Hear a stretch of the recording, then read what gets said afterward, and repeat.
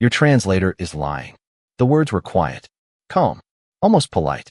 Yet they would stop a $180 million deal only minutes before the signatures touched paper. But that wasn't what stunned everyone in the room. What stunned them was who said it. Because the voice didn't belong to a lawyer. It didn't belong to a consultant. It didn't belong to anyone seated at the polished conference table on the 42nd floor of the Sterling Grand Hotel in downtown Chicago. It belonged to a waitress carrying a silver coffee tray. 3 hours earlier, Emily Carter had started her shift like any other Thursday morning. The sunrise painted soft gold across the glass towers outside, while executives filled the hotel's private conference wing. Emily moved quietly through the halls in her black uniform, refilling coffee cups, arranging pastries, and making herself invisible. She had become very good at that. Most people never looked twice at a waitress. Most people never asked questions. And Emily preferred it that way. At 27, she had learned that silence was often safer than explanations, especially when your past contained things people didn't expect.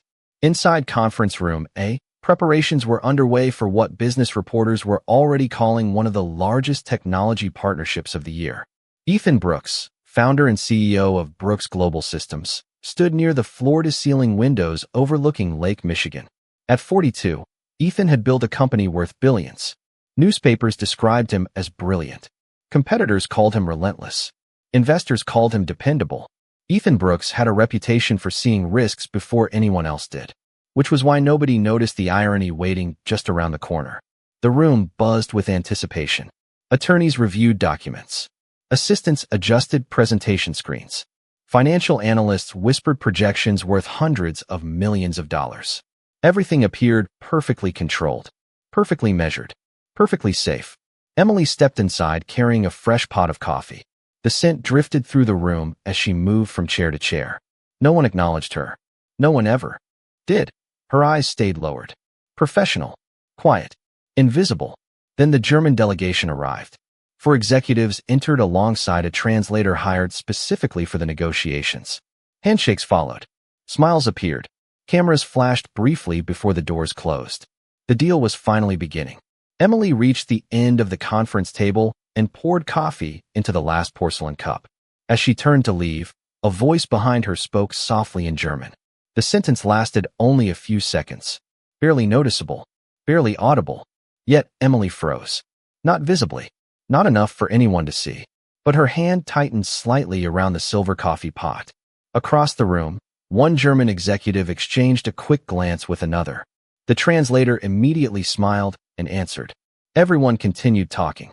Nobody seemed concerned. Nobody except Emily. Because the translator's response wasn't what the executive had actually said. Emily remained perfectly still, listening, watching. For a moment, the distant sounds of the city seemed to disappear behind the thick conference room glass. The ticking of Ethan Brooks's Swiss watch suddenly felt louder. The soft hum of the projector seemed sharper. Somewhere deep inside, a feeling she hadn't experienced in years quietly returned. And as another sentence was spoken in German, Emily realized something that made her pulse quicken. Someone in this room wasn't telling the truth. Emily walked out of conference room, carrying an empty tray, but her mind remained inside. The German words echoed with unsettling clarity. She had not misunderstood them. She knew she had not. Yet she wished she had. The hallway outside was lined with marble floors and quiet luxury. Hotel guests moved past without noticing her. A businessman checked his phone. A couple discussed sightseeing plans. Somewhere nearby, an elevator chimed softly. The world continued as normal. But Emily felt something shifting beneath the surface. She entered the service station and placed the tray beside a stack of clean cups. Her coworker, Jenna, glanced up from the espresso machine. "Big meeting in there?" she asked. Emily forced a small smile. "Looks expensive." Jenna laughed. "Everything in this hotel is expensive." Then she returned to work without another thought. Emily wished it were that simple. She reached for a fresh coffee pot, but her hands paused halfway. The sentence kept replaying in her head. Not the translation everyone had heard. The original German. There was a difference. A small one on the surface. A devastating one underneath. The kind of difference that could change the meaning of an entire agreement. Emily closed her eyes for a moment. She had spent years teaching herself not to get involved. Life became easier when people underestimated her. Easier when nobody asked questions. Easier when she stayed invisible. Yet something about this situation felt wrong. Deeply wrong. Across the hotel, Ethan Brooks was preparing to finalize months of negotiations. Hundreds of employees depended on decisions made in that room. Investors, partners, families, careers. And now Emily was standing alone with information nobody else seemed to possess. She looked down at her name tag. Emily Carter. That was all anyone saw. A waitress. Someone who poured coffee and cleared plates. Not someone who could understand complex business discussions in German. Not someone who belonged anywhere near a corporate negotiation. A sudden burst of laughter echoed from the conference room as the doors opened briefly. Emily glanced up.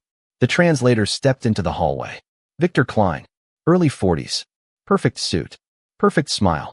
He checked his phone while walking toward a private lounge area. Emily watched him disappear around the corner. Something about his confidence unsettled her. It was not the confidence of someone doing a difficult job well. It was the confidence of someone who believed nobody would question him. Minutes later, Emily returned with fresh coffee. The meeting had advanced. Charts filled the large screens. Financial projections covered the table. Ethan Brooks stood at the center of the discussion, focused and composed. The German executives listened carefully. Victor translated smoothly. Too smoothly. Emily moved silently between chairs, refilling cups. Then she heard it again.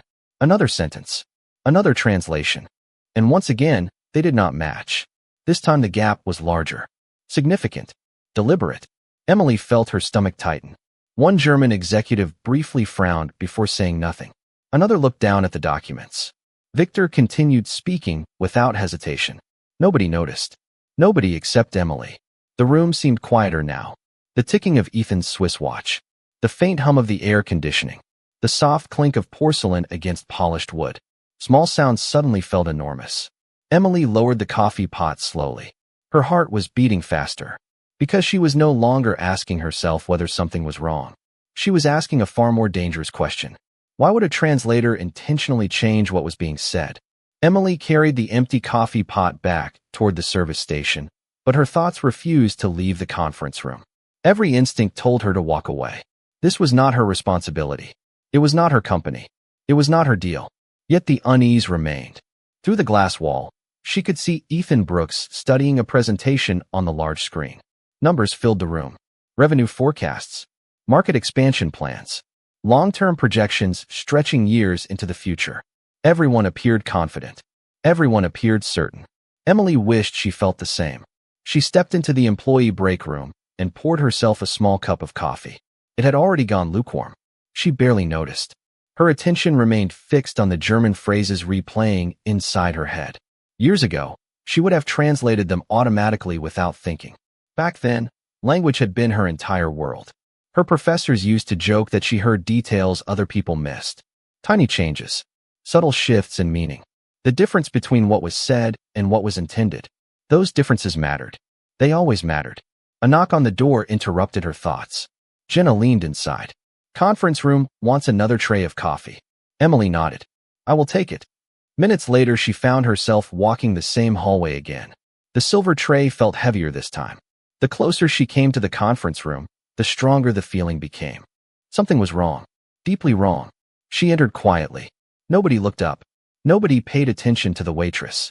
Ethan stood beside the screen while Victor translated a question from one of the German executives. Emily set fresh cups on the table. Then she heard another exchange. This one longer. More detailed. One executive spoke carefully, choosing each word with obvious precision. Victor listened. Then he translated. Emily almost dropped the coffee pot. The translation was not merely inaccurate. Entire sections had disappeared. Important sections. Conditions. Limitations. Requirements. The German executive immediately glanced toward Victor with a puzzled expression, but Victor smoothly continued speaking before anyone could interrupt. The conversation moved forward. The moment passed, yet Emily noticed something nobody else seemed to see. The executive was no longer smiling. Ethan, meanwhile, remained focused on the translated version. He responded confidently. Victor relayed the answer. The executive hesitated, then nodded slowly. Emily felt a chill despite the warm room. It was becoming clear that two completely different conversations were taking place. One in German, one in English. and only one person in the room understood both. She returned to the hallway and stopped beside a large window overlooking Lake Michigan. Gray clouds drifted across the water. Far below, traffic moved through downtown Chicago. Everything looked ordinary. Yet somewhere above that city, inside one conference room, a decision was approaching. Emily glanced at the clock on the wall. Less than an hour remained before the signing ceremony. Less than an hour before documents became commitments. Less than an hour before mistakes became permanent. Her phone buzzed softly. A calendar reminder appeared. A hospital appointment for her mother later that evening. Emily stared at the notification. Family, bills, work, responsibilities. She had spent years building a quiet life, far away from complicated situations, far away from attention. But as she slipped the phone back into her pocket, she realized something uncomfortable. If she stayed silent now, she would remember it for the rest of her life. And for the first time that morning, Emily began considering a possibility she had been trying desperately to avoid. What if she eventually had to speak? The next 30 minutes passed like a slow-moving storm. Nothing dramatic happened. No raised voices. No obvious mistakes. That was what made it so dangerous. Emily continued working while the meeting moved steadily toward its conclusion. Fresh coffee replaced empty cups. New documents appeared on the conference table. Assistants entered and exited quietly. To everyone else, it looked like a successful negotiation. To Emily, it felt like watching someone walk confidently toward a cliff hidden by fog. Inside conference room A, Ethan Brooks reviewed the final presentation. His confidence never wavered. Years of experience showed in every movement. He asked precise questions. He challenged assumptions. He caught minor inconsistencies immediately. Watching him, nobody would believe he could be misled. Yet the one area where he depended completely on someone else was language. And Victor Klein knew it. Emily noticed the translator growing more comfortable as the meeting progressed. His posture relaxed. His smile appeared more frequently. He no longer seemed cautious. He seemed certain that nobody would challenge him, certain that nobody in the room could. A senior German executive began explaining a section related to future licensing rights. Emily happened to be refilling water glasses near the back wall. She listened carefully. Every word mattered. The executive spoke clearly, emphasizing limitations designed to protect both companies. Victor translated. Emily felt her pulse quicken. Once again, entire conditions vanished. Entire safeguards disappeared. The English version sounded far more favorable than the actual German statement. Ethan nodded thoughtfully and made notes. The German executive hesitated. His eyes briefly narrowed.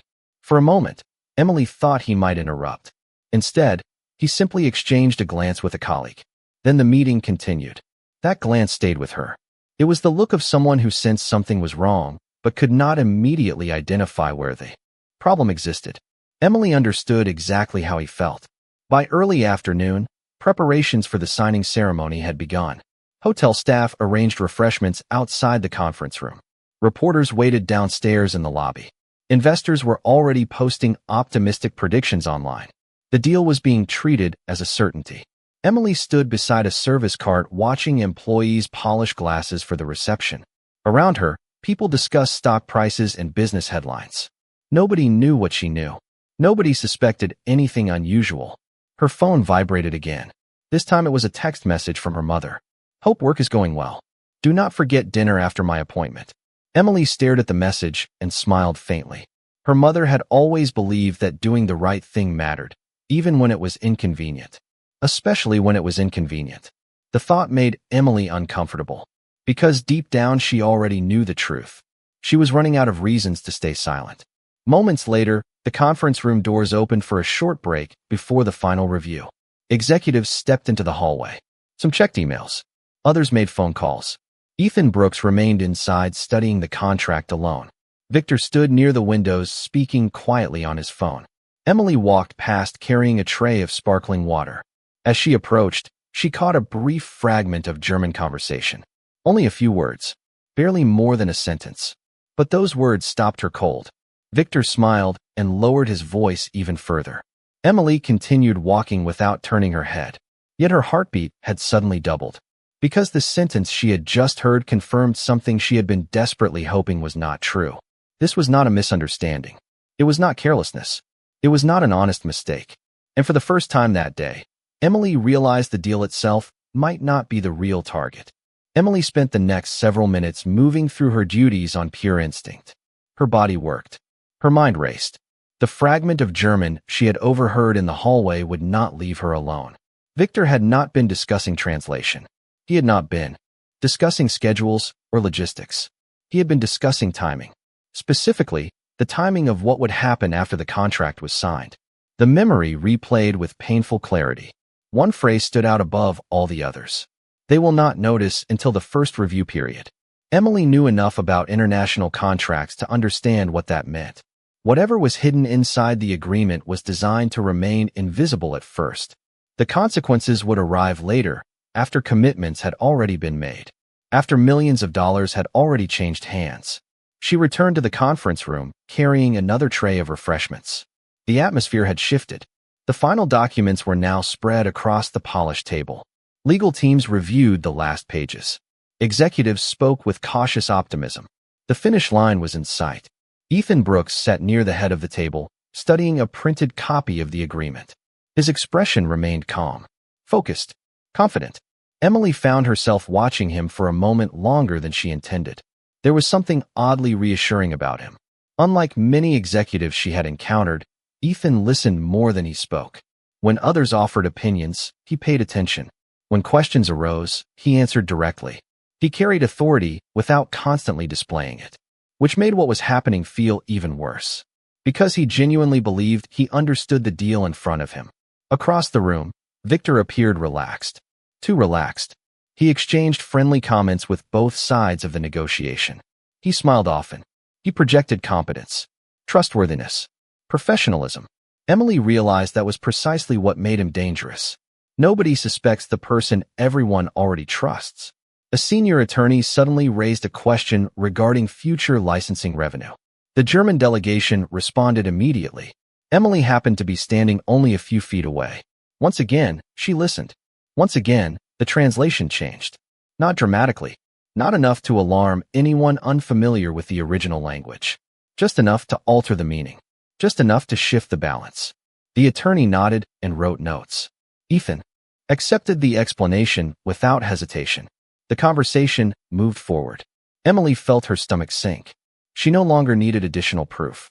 The pattern was undeniable. Every alteration favored one side. Every omission weakened the protections Ethan believed he was securing. Every adjustment pushed the agreement further away from what the German executives were actually describing. Yet another detail now troubled her. The German delegation did not appear malicious. Confused at times. Concerned occasionally. But not dishonest. Which raised a disturbing possibility. What if they did not realize Victor was changing their words either? What if both sides believed they were negotiating fairly, while one man quietly controlled the entire conversation between them? The thought sent a chill through her. Outside the conference room windows, dark clouds gathered over Lake Michigan. The afternoon sunlight faded behind layers of gray. Reflections shifted across the glass towers downtown. Inside, the signing ceremony was scheduled to begin in less than 45 minutes. Reporters were already assembling downstairs. Cameras were being prepared. Announcements had been drafted. Expectations were building. And Emily found herself standing at the edge of a decision she never wanted to make. Stay silent and protect her quiet life. Or speak and risk everything she had worked years to preserve. For the first time all day, she looked directly at the contract resting in front of Ethan Brooks. Then she looked at Victor Klein. And suddenly she realized something else. Victor was watching her too. Victor's eyes lingered on her for only a second before he returned his attention to the conversation. Most people would have missed it. Emily did not. There had been recognition in that glance. Not certainty, not accusation, but suspicion, as if he had finally noticed the one variable he could not control. Emily lowered her gaze immediately and continued working. Her pulse was steady on the outside. Inside, it was anything but. She carried a tray of glasses toward the service area and forced herself to focus on simple tasks. One glass, then another. Stack the napkins. Organize the plates. Normal things. Ordinary things. Yet her thoughts kept returning to the conference room. Victor knew something. Or at least he suspected something. The realization changed everything. Until now, she had been an invisible observer. Now she risked becoming part of the story. In the hallway, preparations for the signing ceremony accelerated. Hotel managers coordinated schedules. Security personnel reviewed guest lists. Reporters arrived with camera equipment.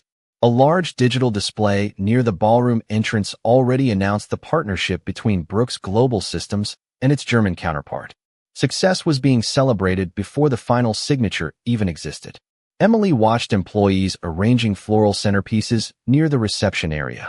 Everyone seemed excited, hopeful, optimistic.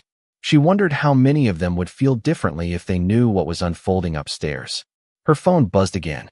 This time it was a voicemail notification from the hospital, a reminder about her mother's appointment. Emily listened briefly. The familiar voice of the receptionist brought an unexpected wave of memories. Years earlier, when her mother's health had begun to decline, Emily had faced a choice: continue pursuing her academic career or come home and help her family. She had chosen family without hesitation. Friends called it a sacrifice. Emily never liked that word. Family was not something you sacrificed for. Family was simply something you showed up for. Still, the decision had changed everything. Munich became a memory. University lectures became waitressing shifts. International conferences became hospital visits. And gradually, she learned how easy it was for people to underestimate someone wearing a uniform. The strange part was that she eventually stopped correcting them. Back inside conference room A, the final review resumed. Emily returned with fresh water pitchers. The atmosphere felt tighter now, more urgent. Deadlines were approaching. Ethan Brooks reviewed the last pages personally. His attorneys sat nearby. The German delegation exchanged occasional comments among themselves. Victor translated with his usual confidence. Yet something had changed. Emily noticed it immediately. One of the German executives had started watching Victor more carefully.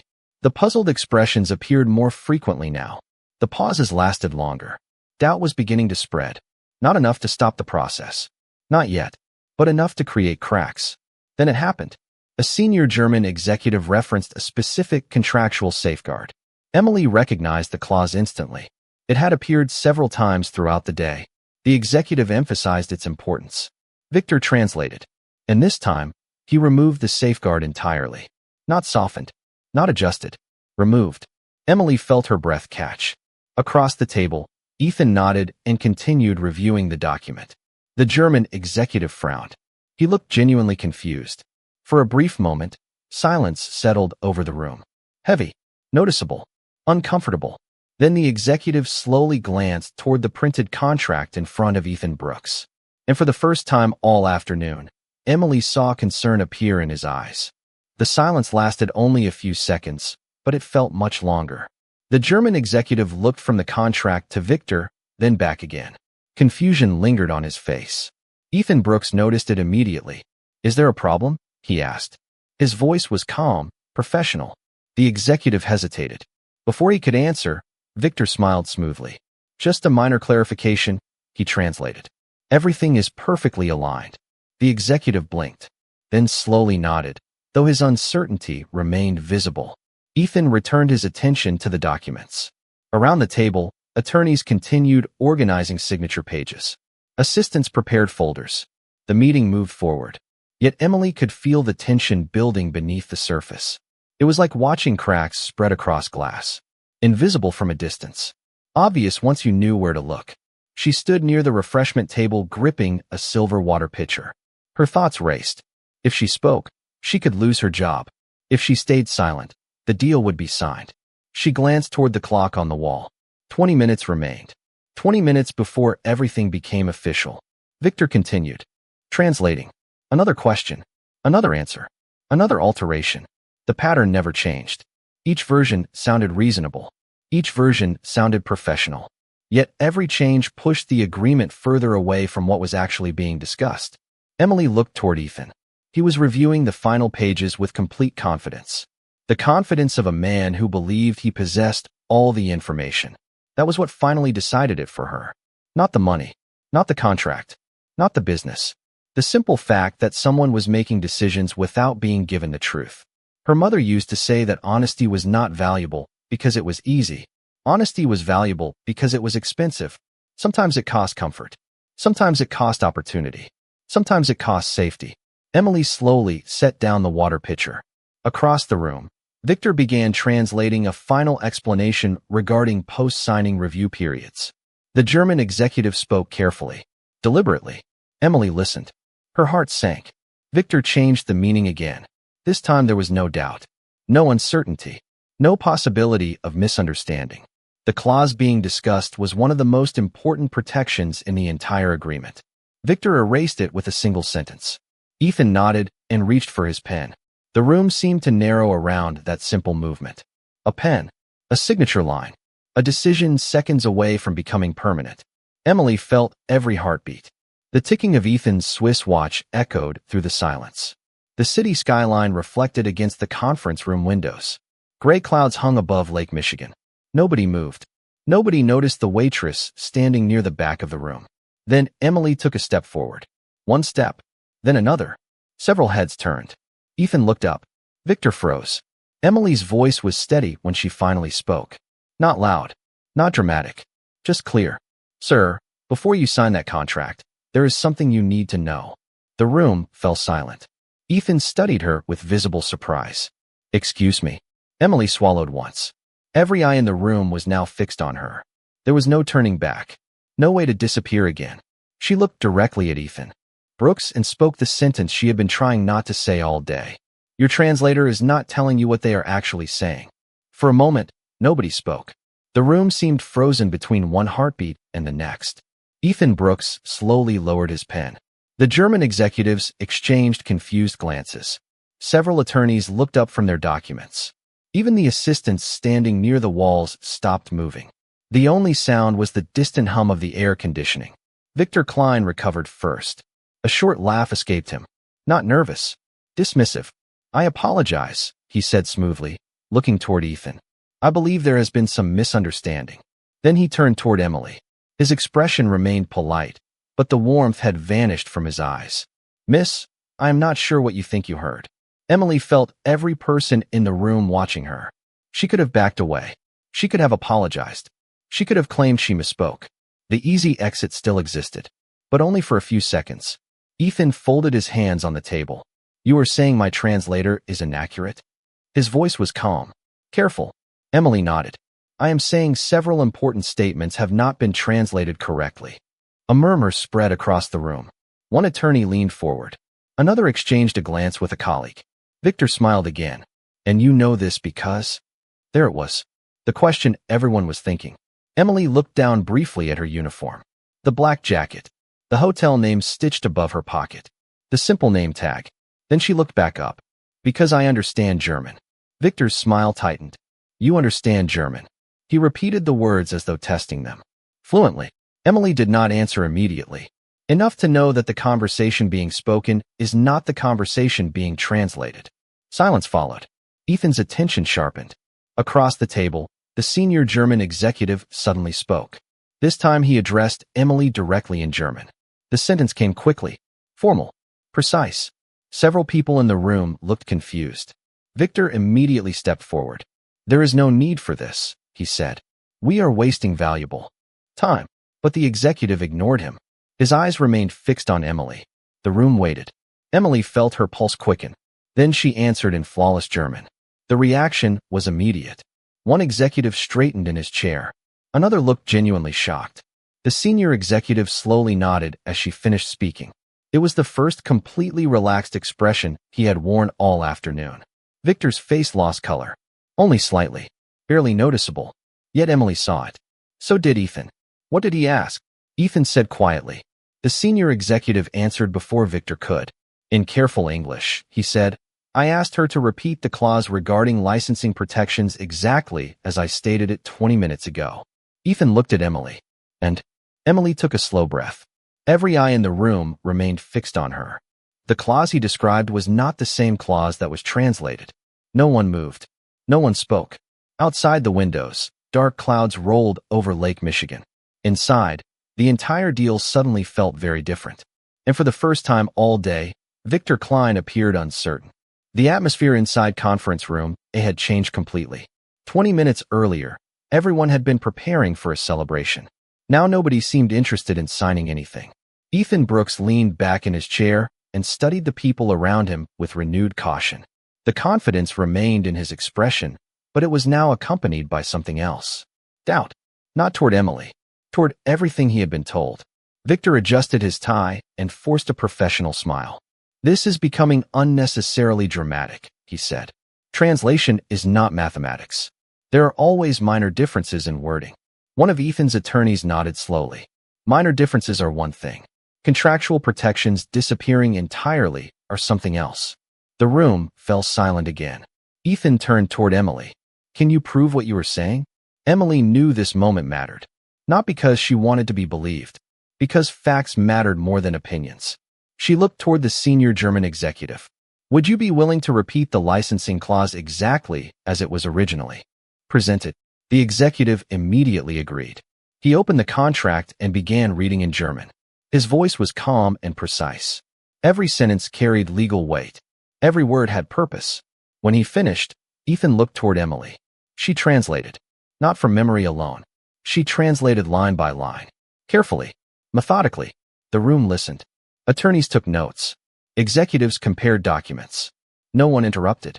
By the time she reached the final sentence, several people were already exchanging concerned looks. Ethan picked up the English version sitting in front of him. Then he compared it to what Emily had just translated.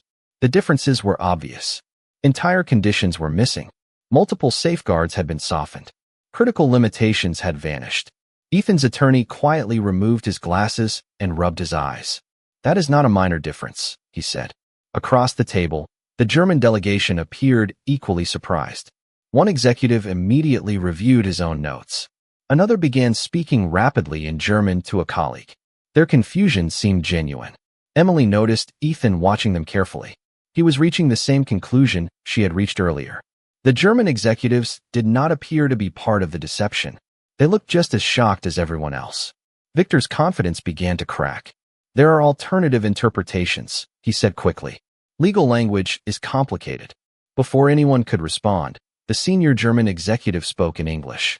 His accent was strong, but his meaning was perfectly clear. "No, there are not alternative interpretations. What she translated is correct." The words landed heavily. Ethan lowered his eyes toward the contract. The ticking of his Swiss watch echoed through the silence. Outside the windows, rain had begun falling over the city. Small droplets slid across the glass. Inside, nobody moved.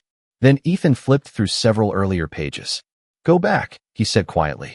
"I want to review every section she questioned." Victor opened his mouth to object. Ethan raised a hand. Not angrily, not dramatically, just firmly. The room obeyed. For the next several minutes, clause after clause was reviewed. Each time, Emily translated. Each time, the German executives confirmed her interpretation. Each time, new discrepancies appeared. Some were small, others were substantial. By the end of the review, the room no longer questioned whether errors existed. The only remaining question was why. The question lingered over the conference table like a storm cloud. Why? Nobody cared about translation mistakes anymore. Nobody cared about procedural delays. The discussion had narrowed to a single point. Why had the changes all favored the same outcome? Ethan Brooks closed the contract and folded his hands. His expression remained controlled, but the room could feel the shift. He was no longer reviewing a business agreement. He was investigating a problem. "I want an answer," he said quietly. Victor immediately straightened in his chair. "The answer is simple. Pressure. Long hours. Multiple revisions. Human error happens." The explanation sounded reasonable at first. It might even have worked an hour earlier. But not now. Not after clause had revealed the same pattern. Ethan's lead attorney slowly shook his head. Human error does not consistently benefit one side of a negotiation. The room fell silent again. Across the table, the German executives began reviewing their own records. One of them opened a laptop and searched through archived communication. Another checked previous drafts of the agreement. Emily remained standing near the back wall. She wanted nothing more than to disappear. Yet every few minutes someone asked her to verify another translation, another clause, another statement. Each time, the results were the same. The original language and the translated language did not match. Rain continued tapping softly against the windows overlooking Chicago. The signing ceremony downstairs had already been delayed. Hotel staff occasionally peeked through the glass doors before quietly retreating. Nobody wanted to interrupt what was happening inside. Then one of the German executives suddenly looked up from his laptop. His expression had changed completely. Confusion was gone. Concern had taken its place. He spoke rapidly in German. Emily, listen carefully. The executive then turned his screen toward Ethan Brooks. Several email exchanges appeared on the display. Victor leaned forward immediately. Too quickly, Ethan noticed. So did everyone else. Translate, Ethan said. Not to Victor. To Emily. The room became perfectly still. Emily stepped forward and read the message. The words were simple, professional, yet their meaning changed everything. Weeks earlier, someone had requested a series of revisions to the contract. Revisions that directly benefited a third-party consulting firm connected to future licensing revenue. Ethan frowned. Who requested those revisions? Emily continued reading. The answer appeared near the bottom of the correspondence. The request had not come from Brooks Global. It had not come from the German company either. It had come through an intermediary, a consultant whose name appeared repeatedly throughout the emails. Ethan's attorney immediately searched the name on his tablet. Seconds later, his eyebrows rose. Interesting. Ethan looked at him. What? The attorney slowly turned the screen around. The consulting firm had only 3 listed executives. One of them shared a home address with Victor Klein. Nobody spoke. The sound of rain seemed louder now. Victor's face remained composed, but only barely. Ethan stared at the screen for several long seconds. Then he looked toward Victor. Not with anger. Not with hostility. Something far colder. Disappointment. You had a financial interest in the outcome of this deal. It was not a question. Victor opened his mouth, closed it again. Around the table, people exchanged stunned glances. After hours of confusion, the missing piece had finally appeared. And for the first time all day, Emily realized the truth was no longer hiding. Victor stared at the screen for several seconds. Long enough for everyone in the room to notice. Long enough for silence to become its own answer. Outside, the rain continued falling over downtown Chicago. Inside conference room A, nobody seemed interested in the weather anymore. Ethan Brooks remained seated, his attention fixed on the man he had trusted throughout the negotiation. How much? Ethan finally asked. His voice was calm, controlled. Victor blinked. What? How much were you expecting to make if this agreement had been signed exactly as translated? No anger, no accusation, just a question. Somehow that made the room even quieter. Victor glanced toward the attorneys, then toward the German executives. Finally, his eyes settled on the contract. It is not that simple, he said. Ethan nodded slowly. Then make it simple. The German delegation exchanged uneasy looks. One executive quietly closed his laptop. Another removed his glasses and stared out at the rain. What had begun as a celebration now felt like an autopsy. Piece by piece, everyone was discovering what had gone wrong. Victor exhaled heavily. For the first time all day, he looked tired. The consulting arrangement was legal. Ethan said nothing. Victor continued. The licensing adjustments would have increased future revenue projections. The consulting firm would have received a percentage. Your consulting firm? Ethan replied. Victor did not argue. The silence that followed confirmed more than any explanation could. Emily stood near the back of the room, wishing she could disappear again. The attention still felt unnatural. Every time someone looked at her, she felt the same discomfort. Yet nobody seemed interested in her now. The spotlight had shifted entirely. Ethan opened the contract one final time. He reviewed several highlighted pages before closing it again. This deal is suspended, he said. The words landed softly but carried enormous weight. Months of negotiations stopped in a single sentence. Surprisingly, the German executives appeared relieved rather than frustrated. The senior executive nodded. I agree. We should begin again. Properly this time. Ethan extended his hand across the table. The executive shook it immediately. For the first time all afternoon, genuine trust seemed to return to the room. Not because the agreement had succeeded, because the truth had finally arrived. Then something unexpected happened. One of Ethan's attorneys looked toward Emily. How did you learn German? Several heads turned. Emily froze. She had spent years avoiding that question. Ethan looked over as well. Not with suspicion, with curiosity. Emily hesitated before answering. I lived in Munich for several years. For work? Someone asked. She shook her head gently. For school. A few people exchanged surprised glances. Ethan studied her carefully. What kind of school? Emily lowered her eyes briefly. Graduate studies, linguistics, and international communication. The room fell silent again. Not the uncomfortable silence from before. A different kind. The kind that appears when assumptions suddenly collapse. Ethan looked at the hotel uniform, then at the woman wearing it. The contrast seemed impossible to ignore. And for the first time that day, he realized there was a story behind Emily Carter that nobody in the room understood. Emily wished the conversation would move on. She had not stepped forward because she wanted attention. She had stepped forward because she could not ignore what she had heard. Yet now every person in the room seemed interested in her story. Ethan Brooks remained seated, studying her with quiet curiosity. "You were in graduate school?" he asked. Emily nodded once. "In Munich. And now you work here," one of the attorneys said before quickly realizing how inappropriate the question sounded. Emily offered a small smile. Life changes. Nobody pressed further. Yet the simplicity of her answer somehow carried more weight than a detailed explanation ever could. Outside, the rain continued sliding down the glass windows. Chicago's skyline appeared blurred beneath the gray afternoon sky. Inside Conference Room A, the atmosphere had softened. The tension from earlier was gone. In its place was something unexpected. Respect. The senior German executive stood from his chair and approached Emily. He spoke in German. Slowly, warmly. This time there was no contract language. No negotiations.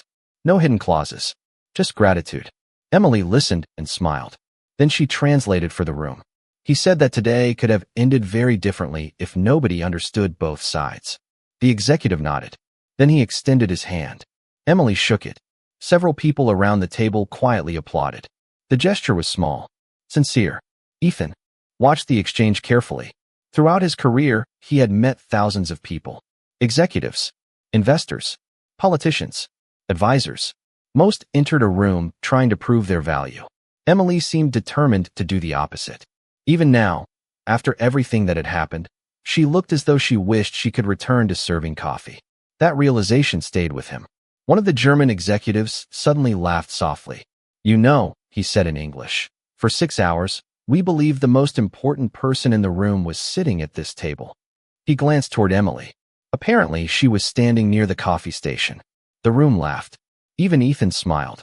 It was the first genuine laughter anyone had heard all afternoon.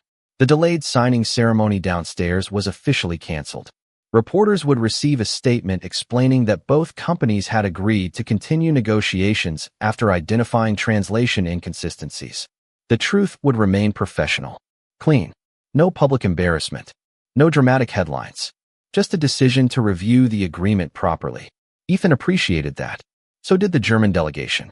As people began gathering documents and closing laptops, Ethan walked toward Emily. The room gradually emptied behind him. For a moment, neither spoke. Then Ethan glanced at her name tag. Emily Carter. He had probably seen it several times during the day without ever noticing it. "You saved my company from making a very expensive mistake." Emily shook her head gently. "I just translated." Ethan looked around the nearly empty room. "No, you did something much harder." Emily waited. Ethan smiled faintly. "You spoke when staying quiet would have been easier." For the first time all day, Emily did not know how to respond. She simply looked out at the rain-covered skyline. Somewhere beyond those clouds, evening was beginning to settle over the city. And for the first time since entering the conference room that morning, she finally felt the weight on her shoulders begin to lift. By the time Emily left the conference floor, the rain had slowed to a gentle mist. The elevators opened onto the hotel lobby where guests moved through their routines, completely unaware that a decision worth hundreds of millions of dollars had nearly gone in the wrong direction upstairs. To them, it was just another afternoon in downtown Chicago. Emily preferred it that way. She stepped behind the front desk corridor and returned her service tray. The familiar sounds of the hotel wrapped around her once more.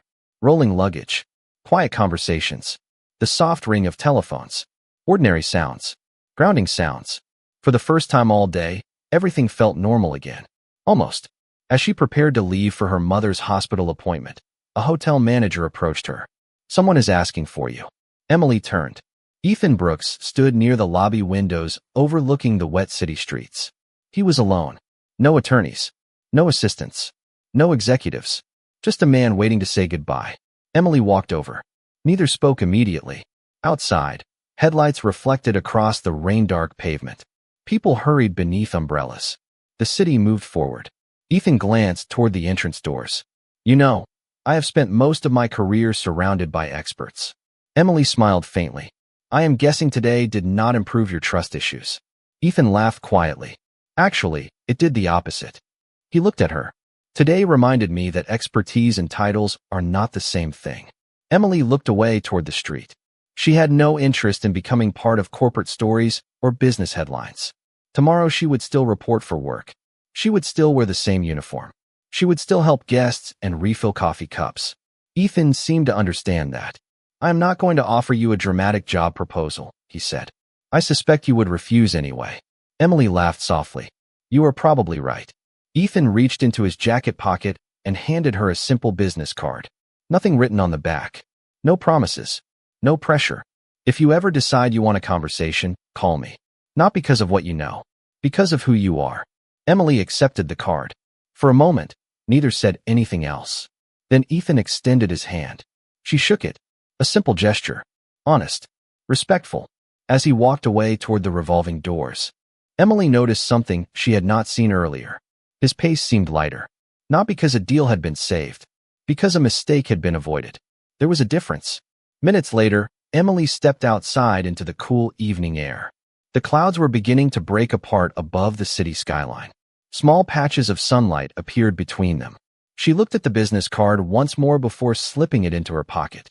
Then she headed toward the hospital, toward family, toward the life she had chosen.